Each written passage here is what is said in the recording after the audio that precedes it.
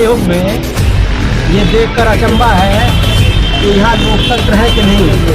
इतनी पुलिस लगाई है, यह क्या खतरा है? निर्वाचन आयोग क्या खतरा है? इतनी पुलिस लगाई है। पुलिस जहाँ लगाना चाहिए वहाँ नहीं लगाई है।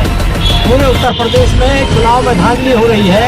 भाजपा के लोग बूथ कैप्चर कर रहे हैं। हमने राज्य निर्वाचन आयोग को पूरी शिकायत लिख कर दी है।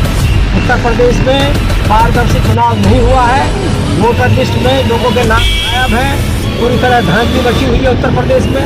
सत्तारूढ़ दल प्रशासन का गलत इस्तेमाल कर रहा है और उत्तर प्रदेश में निष्पक्ष चुनाव नहीं हुआ है। मतदाताओं में भारी रोष है। हमने ये मुद्दा उठाया है।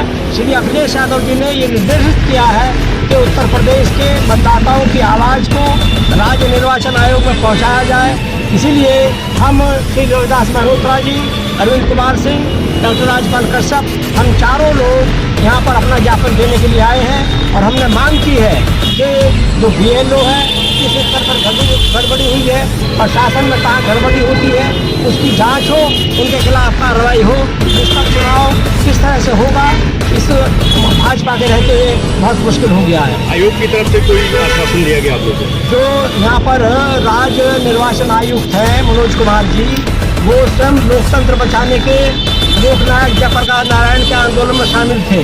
लोकतंत्र खतरे में है। हमने उन्हें बताया है कि अगर वो इमरजेंसी में जेल जाते तो हमने व्यवस्था की है। अखिलेश यादव जी ने जो कानून बनाया, मैं स्वयं राजनीतिक पेंशन मंत्री था, उन्हें 20,000 रुपये महीना मिलता, लेकिन लोकतंत्र बचाने में वो नाकामयाब है। हमने अपनी बात बोल दिया, अपना ज्ञापन दे दिया। जहाँ की सरकार के नंबर दिए हैं लिख करके, भाजपा के लोग बूथ के अंदर घुसे हैं, उनके खिलाफ कार्रवाई हो, प्रशासनिक अधिकारियों की मदद से उनके खिलाफ कार्रवाई हो, पूरा हमने लिख के दिया है।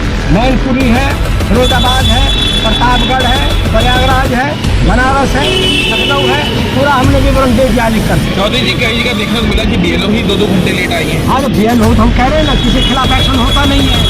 मनोज कुमार जी से हमने कहा है कि लोकतंत्र के आप प्रहरी रहे हैं, आप लोकनायक जयप्रकाश नारायण के आंदोलन में रहे हैं। आज राज्य निर्वाचन आयुक्त है, आपकी जिम्मेदारी है लोकतंत्र बचाने की। भाजपा से लोकतंत्र बचना बहुत मुश्किल हो गया है। इसलिए ये जो अधिकारी हैं या जो राज्य के निर्वाचन आयुक्त हैं, उनसे हमने ये मांग की। हम लोगों ने ये ज्ञापन दिया है कि आज जो नगर निकाय के चुनाव हुए हैं, इस चुनाव को निष्पक्ष कराने में पूर्ण रूप से आयोग जो है असफल रहा है और बहुत बड़े पैमाने पर मतदाता सूची में लोगों के नाम काटे गए हैं। ये सूची 15 साल पुरानी सूची है और जो नौजवान लोगों के वोट पड़े हैं 15 सालों में, उनका नाम नहीं था और बड़े पैमाने पर नौजवान बेटे और बेटियों के वो लिस्ट तैयार किया गया है। भारतीय जनता पार्टी जो कि सरकार है और उसकी निगरानी करने के प्रशासन के सब यहाँ पर काम हुआ है। लोकतंत्र की आज हत्या हो गई है। उत्तर प्रदेश में बड़े पैमाने पर जो है लिस्टों में भारी गड़बड़ी करने का काम किया है। जो लिस्टें अंदर थी वो अलग थी, जो बाहर लिस्ट थी वो अलग लिस्ट थी और बहुत से लोग ऐसे हैं जिनकी मृत्यु हो गई है, उनके नाम लिस्ट में थे। लेकिन जो लोग नौजवान लोग हैं, जिन लोगों को 2 महीने पहले जब BLO आया था पोलिंग लिस्ट के ऊपर, उस वक्त नाम थे, आज लिस्ट में वो नाम नहीं है। इसमें बड़े पैमाने पर जनता को वोट डालने के अधिकार से रोका गया है। ये जनता के मौलिक अधिकारों का हनन है और आज पूरे उत्तर प्रदेश में लगता है कि लोकतंत्र समाप्त हो गया है और राज्य निर्वाचन आयोग निष्पक्ष चुनाव कराने में पूर्ण रूप से फेल हो गया है। हम लोगों ने ये बात करी है कि जो BLO इसमें दोषी पाए गए हैं उनके खिलाफ कड़ी से कड़ी कार्रवाई करी जाए। जो लिस्टों में भारी धांधली और भारी गड़बड़ी हुई है उसकी जांच कराई जाए। ये चुनाव का अंतिम शोर चल रहा है और आप लोगों ने अभी जो ज्ञापन सौंपा है, ज्ञापन को लेकर आप लोगों क्या आश्वासन मिला है? हम लोगों ने कहा है कि जो भी इस पर पूरी जांच कराई जाए। ये आज प्रथम चरण चुनाव हुआ है, अभी एक चरण का चुनाव और बाकी है, उसमें भी ऐसे ही धांधली होगी।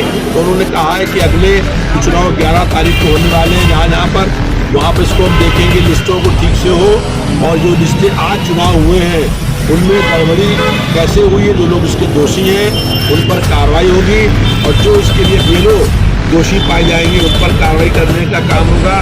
जब हम लोगों ने जो लिस्ट खरीदी चुनाव आरोप के ऑफिस से, उस लिस्ट में अलग नाम है और जो प्रखंड है उसके पास अलग नाम है। जो लोगों की मौत हो गई है उनके लिस्ट में नाम है, जैसे मेरे ही 2 चाचा और 1 चाची और मेरी पत्नी का देहांत हो गया है, लेकिन वोटर लिस्ट में इन चारों लोगों का नाम है। और जो नौजवान लोग आए हैं उन लोगों का नाम नहीं है। कि नौजवान लोगों को वोट डालने से रोकने का सरकार का बड़ा षड्यंत्र है, क्योंकि जो युवा है वो भारतीय जनता पार्टी की सरकार से बहुत नाराज है, उनको बहुत गुस्सा है, और इसलिए ये बड़े पैमाने पर धांधली करने का काम है। कविता जी, सुबह से कई मुद्दों पर काम किया है, कवरेज किया है, पब्लिक में कई शिकायतें ऐसी सामने आई हैं कि ये जो वोटिंग का लोगों का नाम गायब है एक विशेष समुदाय का है, क्या इसको लेकर आप क्या करेंगे? बिल्कुल निश्चित रूप से अधिकांश लोग जो हैं, जो समाजवादी पार्टी के वोटर हैं, जो है